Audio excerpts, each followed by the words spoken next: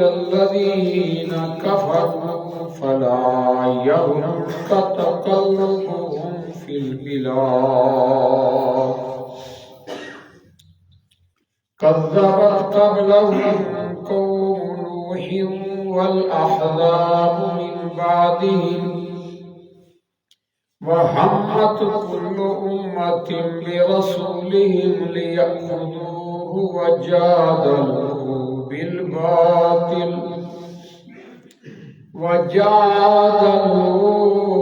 بالباطل ليدحضوا به الحق فأخذتهم فكيف كان عقاب وكذلك حقت كلمة ربك على الذين كفروا أنهم أصحاب النار ما يجادل في آيات الله. یہ اس سورت کا دوسرا عنوان ہے. اس سورت کے اندر 4 عنوان بیان کیے گئے ہیں. ابتدائی کے اندر پہلا عنوان وہ کل کے درس میں گزر چکا ہے. اب یہ دوسرا عنوان، دوسرا موضوع ما یجادل فی آیات اللہ، اللہ کی آیات میں نہیں جھگڑتے الا الذین کفروا، مگر جن لوگوں نے کفر کیا. یعنی اللہ کی آیات میں جھگڑنا یہ کفار کا کام ہے. اب دیکھیں کتنی بڑی خطرناک بات ہے. اللہ کی آیات ایک طرف اور اس کے مقابل میں جو مردیائے کرنا شروع کر دیا، بلکہ اللہ کی آیات میں جو احکامات، جو مسائل بیان کیے جاتے ہیں ان پہ مباحثہ کرنا، ان کی مخالفت کرنا، مناظرہ کرنا، یہ تو اس دور میں عام ہو گیا. قرآن پاک واضح کر کے اس بات کو بیان کرتا ہے کہ اللہ کی آیات میں جدال کرنا یہ کفر ہے اور یہ کافروں کی عادت ہے. ایسا بندہ کفر میں داخل ہو جاتا ہے. کافر تو ویسے ہی جدال کرتا ہے. اب ایک بندہ وہ سمجھتا ہے میں تو کلمہ گو ہوں، لیکن اللہ کی آیات میں جب جدال کرے گا تو کفر میں داخل ہو جائے گا. اور مومن کا کام کیا ہوتا ہے؟ قرآن کے آگے جھک جانا. اگر پہلے کوئی نظریہ غلط تھا، اس کے سامنے کسی بندے نے قرآن پیش کیا تو فوراً وہ اپنا غلط نظریہ چھوڑ دیتا ہے. وہ قرآن کے آگے اپنے سر کو جھکا لیتا ہے. وہ کہتا ہے آمنا وصدقنا سمینا واطعنا. یہ فرق ہے کافر اور مومن کا. اب ذرا غور کریں. مانا تو میں نے کر دیا، آپ نے سمجھ لیا، لیکن اس کو مزید کھولنا چاہیے. اب دیکھیں شرعی احکام، چوری کرنے والے کا ہاتھ کاٹا جائے، اللہ کے قرآن کا حکم جی. شادی شدہ اگر زنا کرے تو اس کو سنسار کیا جائے، اور اسی طرح مختلف قوانین وہ بیان کر دیے گئے. اب اگر کوئی بندہ ان قوانین کو وحشیانہ قرار دے، ہمارے ایسے وزیر اعظم بھی گزر چکی ہیں، نام لینے کی ضرورت نہیں. یہ ہاتھ کاٹنا، یہ سنسار کرنا، یہ کرنا، یہ تو سب وحشیانہ سزائی ہیں. اب دیکھیں یہ قرآن کے ساتھ جدال اور جدال کیا ہوگا. اور اسی طرح قرآن میں عقائد کے مسائل واضح کر کے بیان کر دیے، اب جھوٹی روایات کی آڑ لے کر یا قرآنی آیات میں تحریف کر کے جو لوگ اس بحث مباحثہ کے اندر پڑے رہتی ہیں تو سمجھ لیں کہ یہ کفر ہے۔ جھوٹی روایات گھڑ لی، غلط عقائد بنا لیے، ایسے ایسے عقائد کہ جی کس کس بات کو بیان کیا جائے۔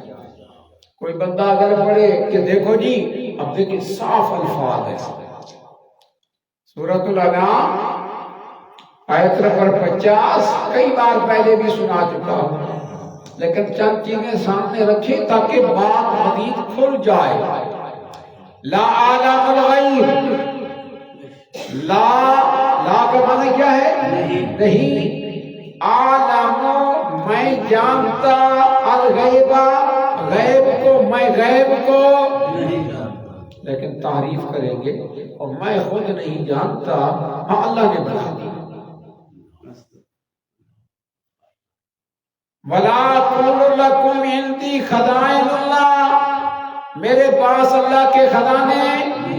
اب پتہ ہے اس کی تعریف کیا کی؟ ان کی کتابیں اٹھا کے دیکھو بھئی، میں تمہیں نہیں کہتا، اس لیے نہیں کہتا کہ تم چور ہو، اگر میں نے بتا دیا تم چوری کر لو۔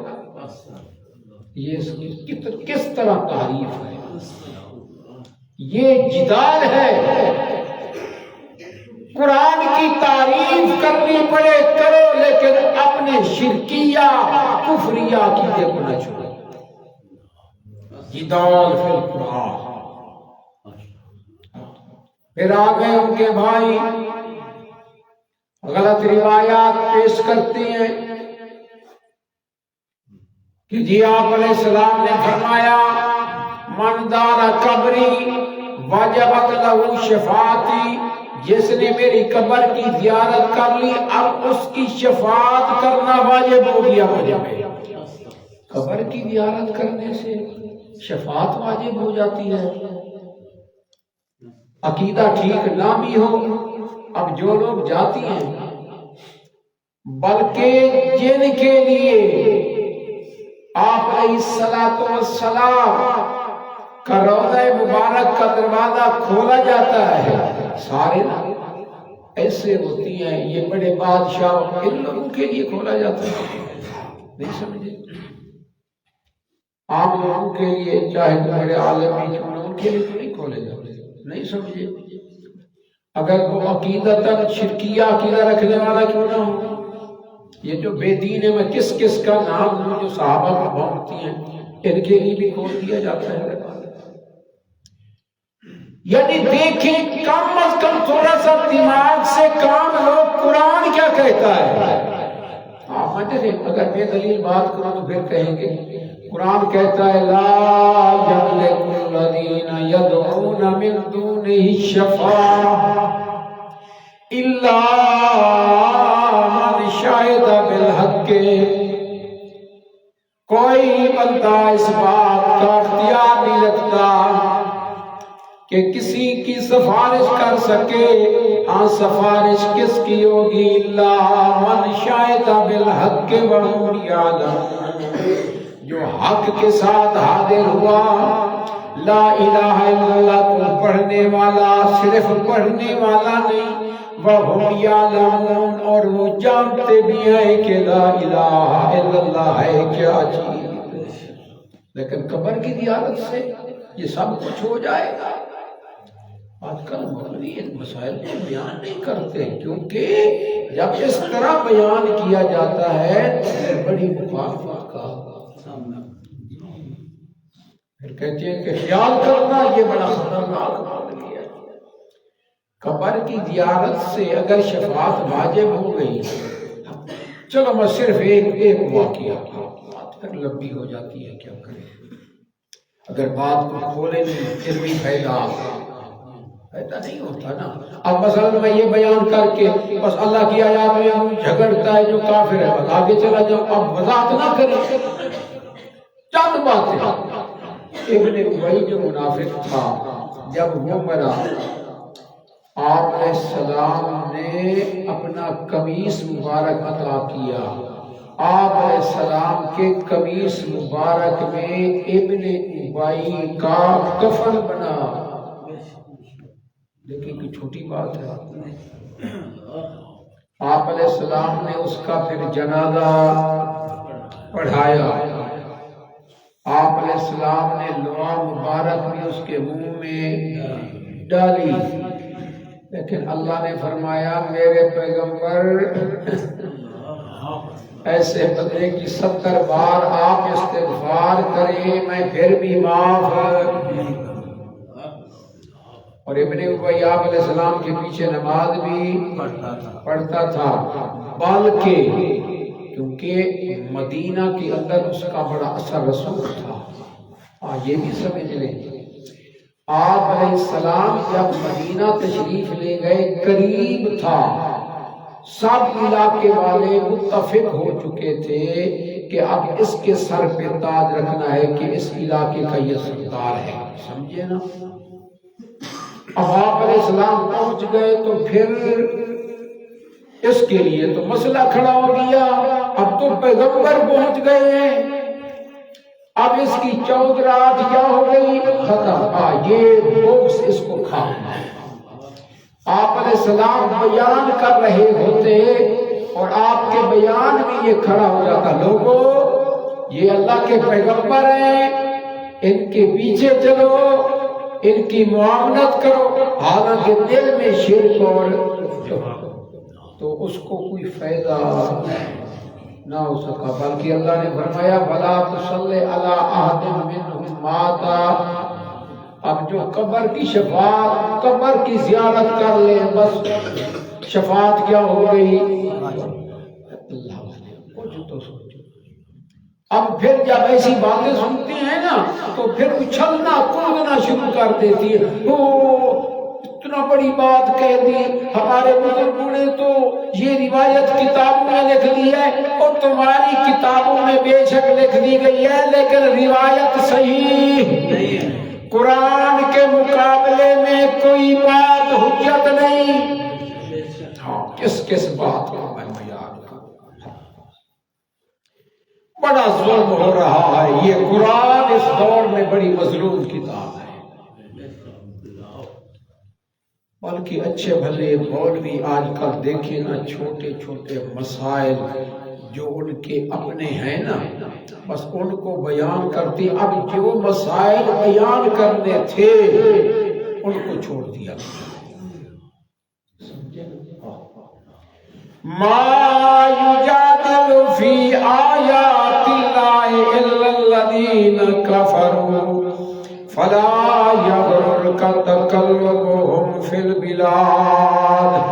میرے پیغمبر اور باقی سب وہ مخاطب، آپ قرآن پڑھ رہی ہیں، یہ میں آپ کو بات سمجھا رہا ہوں، بندہ جب قرآن پڑھتا ہے نا تو پھر قرآن سے باتیں کر رہا ہوتا ہے، اللہ سے باتیں کر رہا ہوتا ہے، یہ اللہ کا قرآن ہے نا۔ اب مخاطب ہر بندہ جو قرآن پڑھنے والا ہے قرآن اس کو کیا کہتا ہے کہ فلا یغررک تقلبهم فی البلاد، یہ جو کافر ہیں ان کا چلنا پھرنا شہروں کے اندر آپ کو دھوکے میں مبتلا نہ کر دے، یعنی آپ کے دل میں خیال آئے ہیں تو یہ کافر ہیں، اللہ کے نافرمان ہیں، شرک کرنے والے ہیں، کفر کرنے والے، لیکن بڑی بڑی گاڑیاں، بڑی بڑی کوٹھیاں، بڑے بڑے عہدے، بڑے بڑے منصب ہیں، ہم اللہ کی توحید کو ماننے والے ہیں، ہمارا ایمان ہے اللہ وحدہ لا شریک ہے، پیغمبر کی سنت پہ زندگی گزارنے والے، لیکن ہمارے حالات بہتر نہیں ہیں، کبھی دل میں یہ خیال آئے، خیال کرنا یہ میری طرف سے ان کو ڈھیلا رسا دیا گیا، یہ ڈھیل ہے، کیا ہے؟ ڈھیل ہے۔ وَيَمُدُّهُمْ فِي طُغْيَانِهِمْ يَعْمَهُونَ، اللہ نے ان کو ڈھیل دی ہے، یہ اپنی سرکشی میں حیران پھر رہی ہے، اللہ کے ہاں دنیا کی کوئی وقت نہیں. اگر دنیا کی کوئی وقت ہوتی تو کسی کافر کو پانی کا ایک گھونٹ تک بھی نہ ملتا. یہ ڈھیلا رسا ہے. خیال کرنا لوگوں. اب مکے کے چودھری ان کے پاس مال ہے، دولت ہے، صحابہ کو دے کے وہ ٹھٹھے اڑاتے، مسخرے کرتے، اور یہ کہتے ہیں کہ ہم بھی بڑے خوش نصیب ہیں، اسلام قبول کر لیا. اگر تم واقعی خوش نصیب ہوتے تو ذرا دیکھو نا اپنے کپڑوں کو بھی دیکھو. کئی ایسے صحابہ ہوتے نا، وہ بڑی چادر آتی بس اس کو اوڑھ لیتے، باندھ لیتے گردن میں بس، اور پھر آگے سے چادر کو پکڑنا پڑتا. پاؤں میں جوتے نہیں، ایک کپڑا ہے. تو کہتی ہو جی ان پہ بھی اللہ راضی ہے. لوگ رضا کس کو سمجھتی ہے؟ جس کے پاس دولت ہے. اور پہلے واقعہ قانون وغیرہ سن چکے ہو، اللہ والے ہو، یہ دولت کا زیادہ ہونا رضا کی علامت نہیں ہے. فلا یغررک تقلبهم فی البلاد. خیال کرنا ان کے پاس دنیا کی دولت کو دیکھ کر آپ کے دل میں یہ خیالات آنا نہ شروع ہو جائیں. اللہ، لیکن یہ ایک بڑا موضوع ہے، اور صرف میں نے البتہ کچھ باتیں کر دی، الحمدللہ بات ذہن میں آ گئی ہوگی، آپ آگے چلتی ہیں ورنہ بات پھر لمبی ہو جائے. کذبت قبلہم قوم نوح والاحزاب. جھٹلایا ان سے پہلے قوم نوح نے، والاحزاب. احزاب حزب کی جمع ہے، حزب کا معنی گروہ اور جماعت.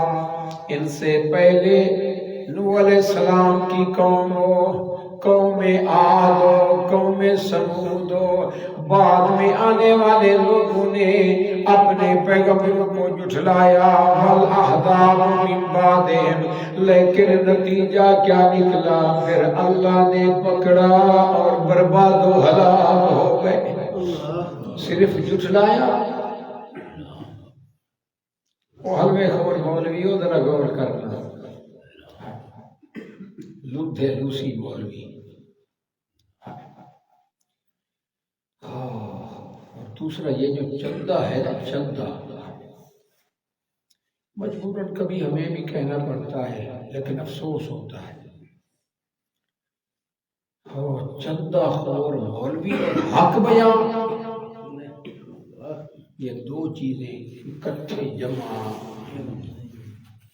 جس نے چندہ لینا ہے اس کی تو عادت بنتی ہے نا، پھر وہ یہ بھی نہیں دیکھتا یہ ہے کون، ہر ایک کے پاس چلا گیا، پھر آگے وہ مطالبے کرتی ہے.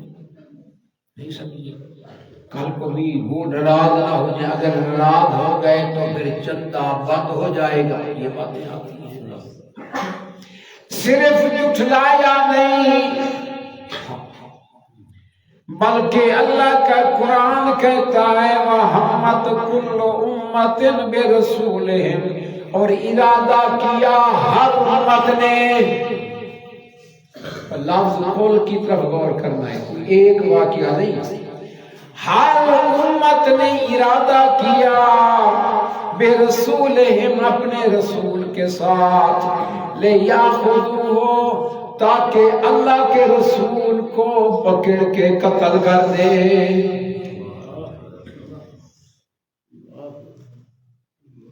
حق بیان کرنا یہ کوئی آسان بات ہے؟ مشرک حق کو سن کے برداشت کرتا ہے؟ دیکھیے قرآن ہے نا. ارادہ کیا، بڑے مشورے کیے، بڑے منصوبے بنائے، اس کو قتل کر دو تاکہ یہ جو ہر وقت ہمارے معبودوں کی بے ادبی کرتا ہے، یہ کہتا ہے ان کے اختیار کچھ نہیں، ان کے بلے کچھ نہیں، یہ نہ نفع کے مالک نہ نقصان کے مالک، بلکہ ان کے نوالے سے مکھی کچھ لے اڑے یہ تو اس کو بھی نہیں چھڑا سکتے، پکڑو اس کو قتل کر دو۔ اللہ سبحانہ و تعالی آپ علیہ السلام کو تسلی دینا چاہتے ہیں، آپ کے خلاف منصوبے بنا رہے ہیں۔ نیندر نہ کرو، توجہ فرماؤ، این موقع کے ہوتے بھی نیندر۔ آپ علیہ السلام کے خلاف کئی بار منصوبے بنائے گئے، ایک وہ وقت بھی آیا جس موقع پہ اللہ نے فرمایا میرے پیارے پیغمبر اب مکے کا علاقہ چھوڑ دو۔ یہ کون سا موقع ہے؟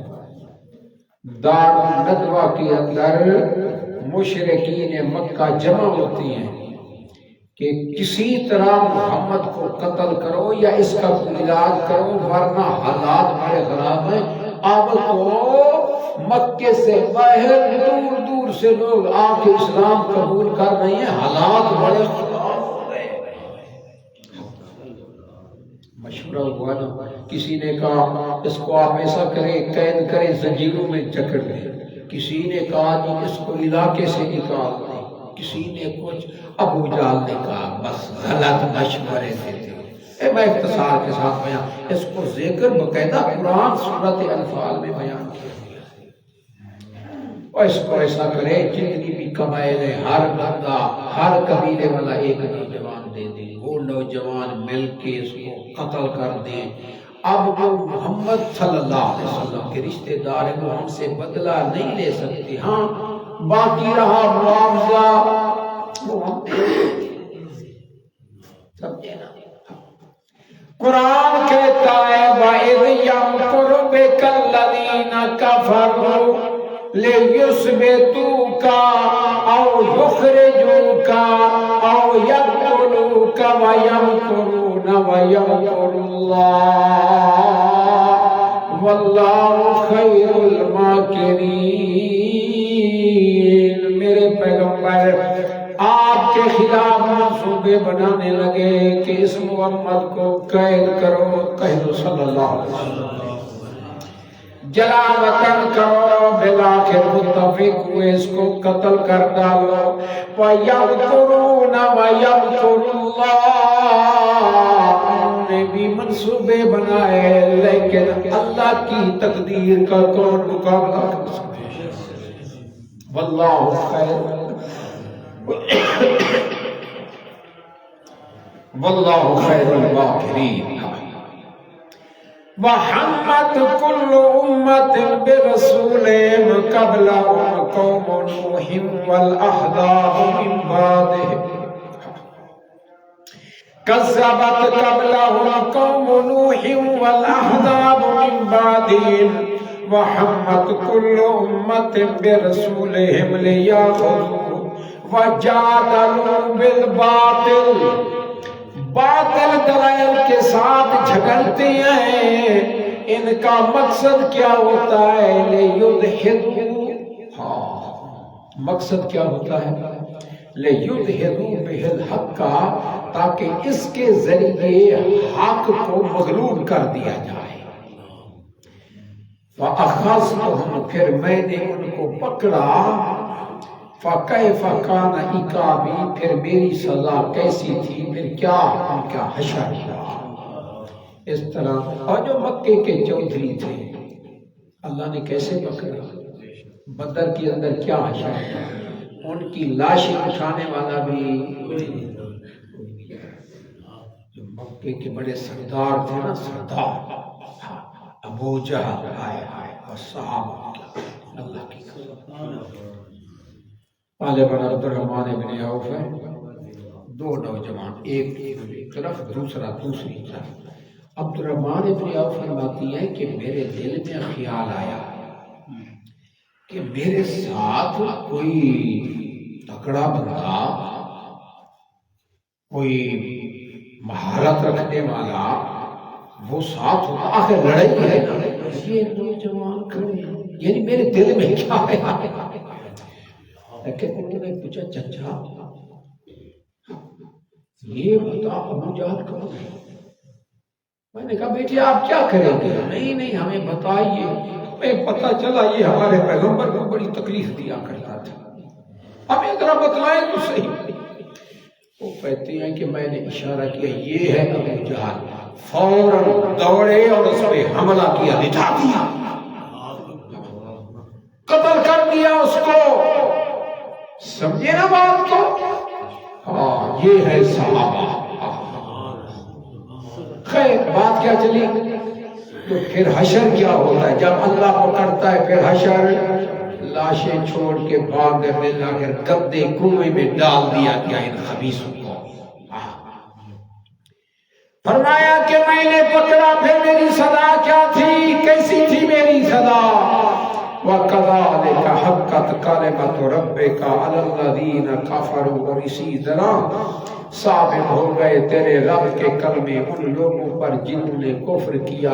کلمہ کفر وہ کیا ہے کہ میرا کلمہ ثابت ہوا کفار کے لیے، وہ کلمہ عذاب تھا، انہم اصحاب النار، بے شک وہ ہیں جہنم والے۔